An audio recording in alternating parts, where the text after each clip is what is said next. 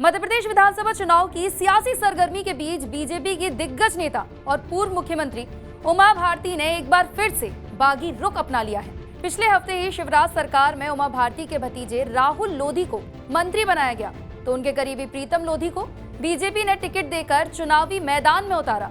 इसके बाद भी आखिर उमा भारती की बीजेपी से नाराजगी की क्या वजह है और क्यों वो पार्टी को याद दिला रही हैं कि अगर ज्योतिरादित्य सिंधिया ने 2020 में सरकार बनाने में मदद की तो उन्होंने भी 2003 में बड़ी बहुमत वाली सरकार बनवाई है।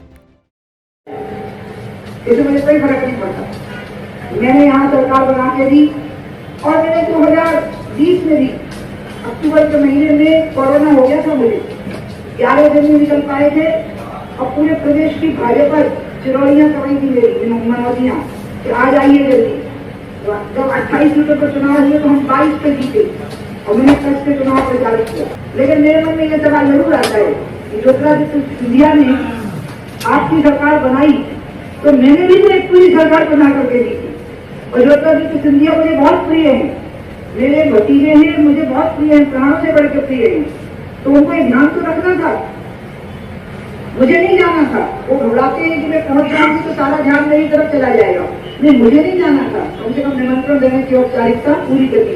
बीजेपी अध्यक्ष जेपी नड्डा ने रविवार को चित्रकूट में जन आशीर्वाद यात्रा को हरी झंडी दिखाकर मध्य प्रदेश के विधानसभा चुनाव का शंखनाद किया।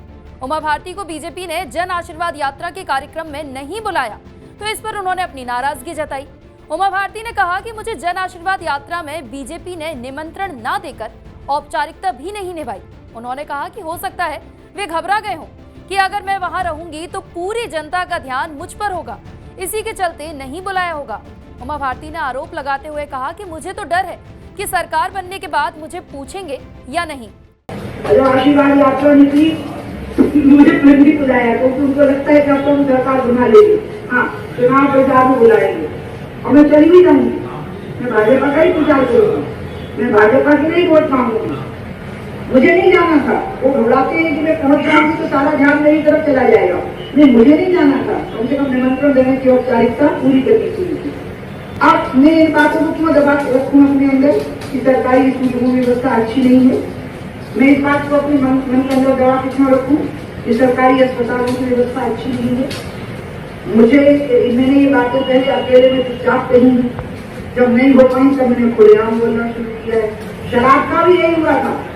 1 साल तक मैं चुपचाप अकेले में बात करती थी तो लोग कहते थे कि मीडिया वाले हमेशा मेरा अपयश करते थे।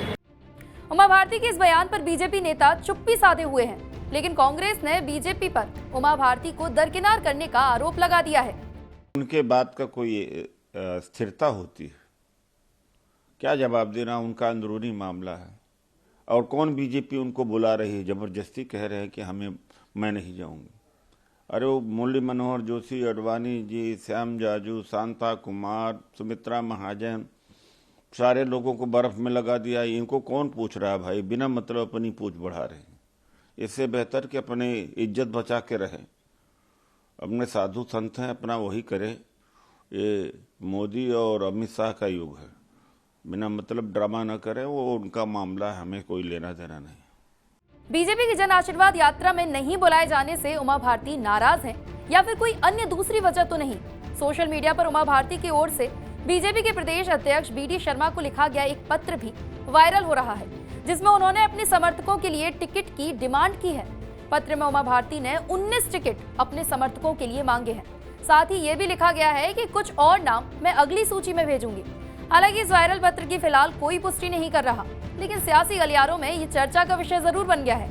उमा भारती के वायरल हो रहे पत्र में निवाड़ी से अखिलेश अयाची, पोहरी से नरेंद्र विरथरे, भोपाल दक्षिण पश्चिम से शैलेंद्र शर्मा, सिलवानी से भगवान सिंह लोधी, सीहोर विधानसभा से बात की जाए तो गौरव सन्नी महाजन, सागर देवी से दीवान अर्जुन सिंह, जबलपुर उत्तर मध्य से शरद अग्रवाल, भिंड महगांव से देवेंद्र सिंह नरवरिया, सतना से ममता पांडे, इछावर से अजय सिंह पटेल, छतरपुर जिले की विजावर या राजनगर से बाला पटेल, खरगोन की बात की जाए तो कसरावत से वीरेंद्र पाटीदार, बहोरीबंद से राकेश पटेल, सांची से मुदित सेजवार, गंज वासौदा से हरि सिंह कक्का जी, लाहार से रसाल सिंह, बैतूल शहर से योगी खंडेवाल, डिंडोरी की बात की जाए तो दुली चंद उरेती और उज्जैन वडनगर से संजय पटेल के लिए टिकट की मांग की गई है।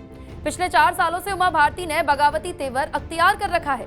उन्होंने अपने लोधी समाज के लोगों से यहां तक कहना शुरू कर दिया था कि मेरी बात पर बीजेपी को वोट देने की जरूरत नहीं है, बल्कि अपने हितों का ध्यान रखकर वोट दें। इतना ही नहीं, उन्होंने प्रदेश में लगातार शराबबंदी को लेकर मोर्चा खोल रखा है, जिसके चलते बीजेपी कश्मकश में फंस गई थी। विधानसभा के चुनाव से पहले बीजेपी ने अब उमा भारती की नाराजगी को दूर करने की कोशिश शुरू की थी।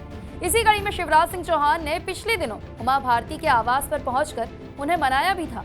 बीजेपी ने उमा भारती के भतीजे और टीकमगढ़ से खरगापुर सीट से विधायक राहुल लोधी को शिवराज सरकार में मंत्री बनाया है। उमा भारती के करीबी माने जाने वाले प्रीतम लोधी को बीजेपी ने शिवपुरी की पिछोर से विधानसभा प्रत्याशी बनाया है। ब्राह्मण समुदाय पर अमर्यादित टिप्पणी करने के चलते बीजेपी ने प्रीतम लोधी को अगस्त 2022 में 6 साल के लिए पार्टी से निष्कासित कर दिया था, लेकिन 9 महीने बाद ही उनकी दोबारा से पार्टी में वापसी कराई गई और अब उन्हें टिकट दे दिया गया है। जन आशीर्वाद यात्रा में ना बुलाए जाने से उमा भारती फिर नाराज हैं, लेकिन उसके पीछे माना जा रहा है कि इस बहाने वो प्रेशर पॉलिटिक्स का दांव चल रही हैं, ताकि पार्टी में अपने पुराने राजनीतिक कद को हासिल कर सकें। दरअसल मध्य प्रदेश की राजनीति में 3 से 4% लोधी समुदाय के मतदाता हैं, जिस पर उमा भारती की मजबूत पकड़ मानी जाती है। एमपी की कुल विधानसभा सीटों में से 3 से 5 दर्जन सीटों पर लोधी समुदाय किसी भी दल का खेल बनाने और बिगाड़ने की ताकत रखते हैं। इतना ही नहीं, एमपी के 8 संसदीय सीटों पर भी लोधी वोटर अहम भूमिका अदा करते हैं। लोधी समाज के लोग महाकौशल, बुंदेलखंड और ग्वालियर चंबल के इलाके में निर्णायक भूमिका में नजर आते हैं। सागर, होशंगाबाद, जबलपुर, मंझला, खजुराहो, नरसिंहपुर, भांदरा, छिंदवाड़ा और दमोह आदि जिलों में भी लोधी समुदाय बड़ी संख्या में है। ऐसे में उमा भारती अगर नाराज रहती हैं तो बीजेपी के लिए चिंता बढ़ सकती है। साल 2003 में उमा भारती के नेतृत्व में दिग्विजय सिंह की अगुवाई वाली कांग्रेस को सत्ता से बेदखल किया। बीजेपी के एमपी की सत्ता वापसी में लोधी समुदाय ही नहीं बल्कि ओबीसी तमाम जातियों की अहम भूमिका थी। इन्हें बीजेपी के साथ लाने में उमा भारती की भी अहम भूमिका रही थी, जिसके चलते ही उनके सिर मुख्यमंत्री का ताज सजा था। हालांकि 2 साल के अंदर ही बीजेपी ने उमा भारती को हटाकर मुख्यमंत्री की कुर्सी शिवराज की झोली में डाल दी। इसके बाद से ही उमा भारती साइड लाइन ही हैं और वक्त बे वक्त वे अपने पुराने मुकाम को हासिल करने के लिए सियासी दांव चलती रहती हैं। लेकिन इस बार चुनावी सरगर्मी के बीच उन्होंने नाराजगी जाहिर करके बीजेपी की चिंता बढ़ा दी है।